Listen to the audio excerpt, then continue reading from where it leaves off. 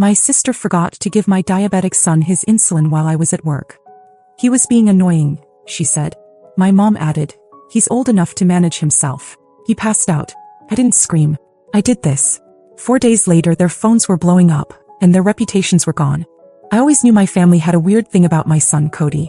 He was diagnosed with type 1 diabetes when he was 11, and from that moment on, my sister Kendra and my mom acted like it was just some dramatic phase. They joked that he was high maintenance or too fragile. At first I thought it was just their awkward way of dealing with it. But as the years went on, it stopped being awkward and started becoming something else. Something meaner. Now Cody is 22. He's quiet, smart, and never once used his condition as an excuse. He manages his insulin like a pro. Except when someone sabotages him. Last week I had to pull a double shift at the hospital. My husband Jordan was out of town for a conference, and Cody had run out of glucose test strips earlier in the day. He texted me while I was on break, so I called Kendra and asked if she could stop by the pharmacy and bring him his insulin pen, which he'd accidentally left at my place the night before. I even paid her for it in advance through Venmo like always. She said sure, no problem. When I got home at 11:45 p.m., I found Cody on the kitchen floor. His skin was gray. The insulin pen was still in the brown paper bag on the table, unopened. I didn't scream. I checked his pulse, called 911 and started CPR. The whole time I was working on him, I couldn't stop thinking about how many hours he'd been like that. His lips were cold. There was vomit on the tile. He'd been alone. They stabilized him at the hospital. His glucose levels had dropped catastrophically. If I had come home even 30 minutes later, I don't think he would have made it. The next morning, Kendra texted. Not to ask how he was, but to say she hoped I wasn't mad because, in her words, he was being annoying and acting like a baby. Then she added, besides he's a grown man. He can take care of himself. My mother chimed in later that day asking if I had finally realized Cody needs to toughen up. She said maybe this would be a wake-up call for him. I didn't reply. I sat at the foot of Cody's hospital bed watching the heart monitor, gripping the armrest so hard my fingers went numb. When Jordan flew back and walked into that room I just looked at him and said one word. Enough. He knew exactly what I meant. And 4 days later things started unraveling for Kendra and my mom in ways they never saw coming. I didn't go nuclear. Not right away. That would have been too easy. I wanted them to feel it slowly like cold water rising around their necks. So I started with the house. Kendra and my mom live in a 4-bedroom colonial on East Willow. Stone porch, French windows, white shutters. Everyone thinks they own it outright. They don't. I've been paying their mortgage for 5 years. It started after Kendra's ex drained their savings in court and mom's last wellness coaching business fizzled. I stepped in. I didn't do it for praise. I did it because they were family and they needed help. But they'd long stopped seeing it as help. To them it was a given. An entitlement. I canceled the payments the day after Cody stabilized. One call to the bank. That was it. Kendra texted 2 days later asking if there was a glitch with my account. I didn't answer. Then she called and left this long rambling voicemail about how the mortgage hadn't gone through and maybe the app glitched. I didn't answer that either. The third day mom texted me a photo of her and Ellie at a cafe downtown. The caption said, "Miss you, sweetie. Let's talk soon." As if a latte and a fake smile could clean up what they did. Jordan watched me scroll through it. I didn't say anything. I just set the phone down and stared at the wall until the room blurred. He sat next to me, put his hand on my knee and said, "You don't have to fix them." But I wasn't trying to fix them anymore. On day 5, Kendra messaged again. This time it wasn't subtle. "I know things have been tense, but please don't let the house fall into foreclosure. I can't afford this place without you. I'm trying to get a new job, but it's been hard. Please." A few minutes later, another one. "Can we meet? Just talk." I didn't respond. That night my daughter Ellie came home quiet. She hovered in the kitchen before finally asking, why did Grandma say we're being cruel to her? I didn't sugarcoat it. I told her exactly what had happened with Cody. How he almost died. How they left him there knowing he needed help and did nothing. Guessed why? I told her I don't know anymore. He cried that night. Not for them. For the mess of it all. The fracture. And I hated that part. Because even though Jordan kept saying we were doing the right thing, Ellie was hurting. And Cody still looked pale and unsteady. And I still felt like I was walking through fire every time my phone buzzed. But this wasn't over. Not even close. They still had their friends. Their image. Their wine nights and Sunday brunches and little social charity committees. They still had their reputations intact. And I was about to take that too. They always thought I wouldn't say anything. That I'd protect them like I always did. That I'd swallow the truth to keep things from getting messy. That I'd stay quiet. For Ellie, for Cody, for peace. They didn't understand what they'd done this time. This wasn't one of their usual stunts. This wasn't gossiping about me behind my back or forgetting a birthday. This was almost killing my son. So I told the truth. Not on Facebook. Not in some rage-filled post. I just started having conversations with people they knew, people who trusted them, people who would actually listen. The first person I called was Lauren, an old friend of Kendra's who now ran 2 different local fundraisers. I told her everything. No drama. Just facts. Cody needed insulin. Kendra had it.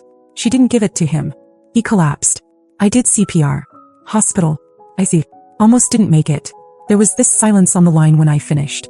Then she said, Jesus. I had no idea. That's how it started. Within days, word spread. People started reaching out.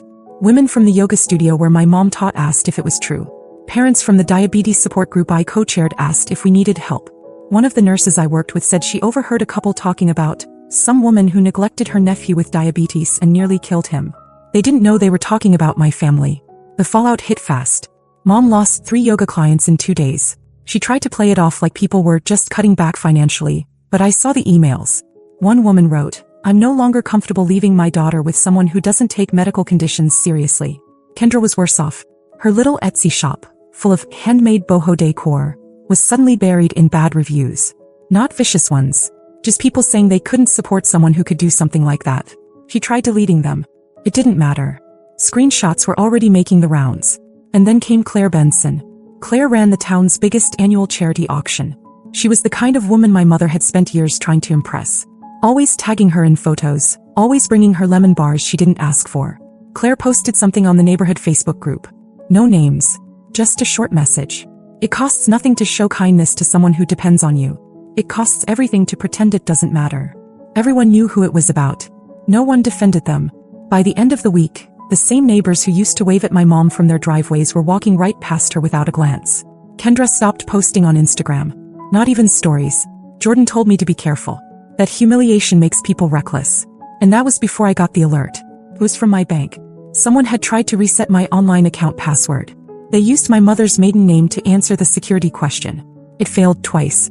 Then my phone buzzed again. The second attempt. This time from a different device. I didn't even need to guess who it was. I just stared at the screen and felt this slow, cold wave crawl through me. They weren't even ashamed. They were scared, desperate, and lashing out in the only way they knew how. Jordan took my phone, locked the account, and filed a fraud report. He kept telling me not to panic, that we'd catch whoever did it. But I wasn't panicking. I was planning. I didn't tell Cody about the bank hack attempt. Not yet. He was getting stronger, back on his feet, but I could see he wasn't ready for more. His appetite was still off, and he slept in long stretches like his body was trying to recover from more than just low blood sugar. I wasn't about to hand him more stress, not when I could handle it myself. Jordan wanted me to call the police. Almost did. But instead I gave them one last chance. A text. To both of them. I know what he tried to do. Stop now. Or you'll regret it. I didn't get a reply. Not that day, not the next. But 2 mornings later, someone keyed Jordan's car. Deep, wide strokes. Across the driver's side door. Liar. We had security cameras, but of course they wore a hoodie and avoided showing their face. Jordan didn't say a word. Just drove it straight to the repair shop like he already knew this was going to get worse before it got better. That afternoon, Ellie came home from school shaken. Someone had told her that I was turning everyone against her family. Said I was crazy and obsessed with money. She didn't say who. Just that it hurt. She wanted to know if I hated Grandma and Aunt Kendra now. I told her the truth again. I didn't hate them. But I couldn't protect people who tried to hurt us anymore. She didn't respond. Just nodded and went upstairs. That night, Jordan sat me down. He said I had a choice. Let them sink or drag them down myself. But either way they were going under. So I made a decision. I started pulling receipts. Screenshots of the Venmo payments I'd sent for their mortgage every month. Email chains where they begged for help with utility bills. Copies of the prescriptions and the pharmacy receipt Kendra never delivered. I put it all together. And then I emailed it. Not to the police. Not to them. To 3 people. Claire Benson. Lauren from the fundraisers. And a woman named Meredith Jameson, an editor for the local newspaper's community feature section. Within 48 hours the paper ran a piece. Front page of the community section. Title: A son, a sister, and a silence that nearly killed. It didn't name them, but everyone who mattered knew. There were quotes from diabetes experts, a short statement from the hospital about the severity of the situation, and a line from me that they pulled in bold. I don't want revenge. I want accountability. And I'm not going to cover for anyone anymore. Their phones must have been ringing off the hook again, but this time no one was calling to gossip. They were calling to cancel. Clients. Orders. Invitations. Even the church dropped them from the community newsletter. quietly but deliberately. That's when I knew they were panicking. Not angry. Not defensive. Just scared. The kind of scared that makes you sloppy. Because at 2:11 a.m. I got a call from a blocked number. I let it go to voicemail. And when I listened to it, I finally heard something I never thought I'd hear from my mother. He was crying. I listened to the voicemail twice. My mother's voice was shaking, words tumbling over themselves. She wasn't yelling, not like she used to when she wanted control. She was begging. She said they were sorry. That they hadn't meant for things to go so far. That they never imagined it would end up like this. That Kendra was spiraling. That their HOA board had asked them to step down from the social committee. That people they'd known for years had started avoiding them in the grocery store. She said they couldn't afford to lose the house. I sat there in the dark with my phone in my hand and wondered if she had rehearsed it. The crying didn't move me. But something about the message didn't sit right. She kept circling around one phrase, "We never meant for this to happen." What did this really mean to them? I found out the next morning. Jordan opened the front door to grab the newspaper and froze. Sitting on our porch was a manila envelope. No postage. Just Harper written in big block letters. Inside were printed screenshots. Dozens of them. Emails between Kendra and someone named Travis, dated 3 months earlier. They were talking about me, my money, my family, and my job. One email said, if Harper loses it at work, they'll suspend her. We could argue for temporary guardianship over Cody if he's declared unstable. Mom thinks we'd have a shot if Jordan wasn't around. Another, she has way more saved than she admits. Cody's condition is her weakness. I couldn't breathe. I sat at the kitchen table and read every word. They'd been planning something. I didn't know what exactly, custody, power of attorney, something ugly, but the point was they weren't just neglectful. They were deliberate and stupid. Because someone gave this to me. I called the number listed on one of the emails. It was Travis. He used to do freelance IT work for Kendra's ex-husband. I didn't say who I was. Just asked how he got these. He hesitated. Then said quietly, she never logged out of her email when she used my laptop. I thought you should know. I asked him why now. He said, I have a diabetic kid. I couldn't sleep after reading that article. I told Jordan everything. He sat there for a long time staring at the envelope, then stood up and asked where we kept the spare flash drives. He copied the files, labeled them, and then said, you have everything you need now. He was right. I had the financial records. I had their lies in writing. And now I had proof that they'd planned something deeper, something meant to destroy us. But the part they never understood is this. I'm not like them. I don't throw people away and walk away clean. I expose them. I didn't go to the police. Not yet. I knew they were scared. But I wanted them to know exactly why they should be. Not because of what they'd done, but because of what I now held in my hands. 3 days after I got the envelope, I asked to meet. One-on-one. Just my mother. I told her to meet me at the park by the lake, the same place she used to take me and Kendra when we were kids.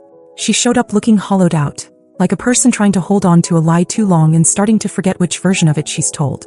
She tried to speak first. I didn't let her. I pulled out a single page. One of the emails between Kendra and Travis. The one about trying to get temporary guardianship over Cody. I handed it to her. She scanned it once and her face went pale. Then she folded it slowly and whispered, where did you get this? I just said, does it matter? Then I told her the deal. They would leave Cody alone. Forever. No calls. No birthdays. No visits. No inheritance games. Nothing. They would take my name off everything. Bank authorizations, mail forwarding, emergency contacts. They would sell the house within 60 days. I gave her a printed sheet of 3 local realtors who specialized in fast sales. If they didn't, I'd release everything. Not to the police. To the people who still mattered to them. Church leaders. Former clients. HOA boards. Community committees. And most importantly, the medical board where my mother had been quietly petitioning for reinstatement as a health coach. Then I said one last thing. This isn't revenge. This is mercy. She left without saying a word. Kendra never contacted me. But I heard through Ellie, who heard from a friend, that she'd packed a suitcase and gone to stay with a cousin in Pennsylvania. Probably waiting for things to die down. They won't. As for Cody, he's back in class. His color's back. He doesn't talk about that night and I don't push. He's reading more. Writing again. Eating with us at the table every night. But Ellie's still healing. She hasn't spoken to her grandma since. Sometimes I catch her looking at the door like she half expects them to knock. Like part of her still doesn't believe they're gone for good. Last week Jordan told me something strange. He said he'd checked the spare flash drive again, the one where we stored the emails, and found a new folder. Dated 3 days after our meeting at the lake. Inside was a voice memo. 30 seconds long. It was Kendra. He was talking to someone. All she said was, she doesn't know about the other account. If we move the money before. Then it cut off. The drive had never been connected to Wi-Fi. It had never left our house. Jordan thinks maybe Travis sent it. Maybe he had access to more than we thought. Maybe it was meant as a warning. I haven't told anyone else. Not yet. Because whatever other account they were talking about, I'm going to find it. And when I do, I'll decide what kind of mercy they deserve next. Mini update, the unseen account. A week has passed since I found that voice memo. I haven't told Jordan or the kids. Too much hangs on this. But every night I shut the door behind them and dig deeper.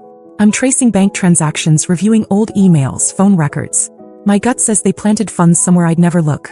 An offshore account, a hidden trust, something built on every penny I sent them for years. Ellie is healing. She smiles more at dinner. Cody's regained his spark. But I can't fully rest, not until I uncover that other account and decide whether to expose it or use it. Because this isn't just about money anymore. It's proof they tried to manipulate us from the start. And right now, I'm the only one who knows what's actually in play. So I move in silence. More soon.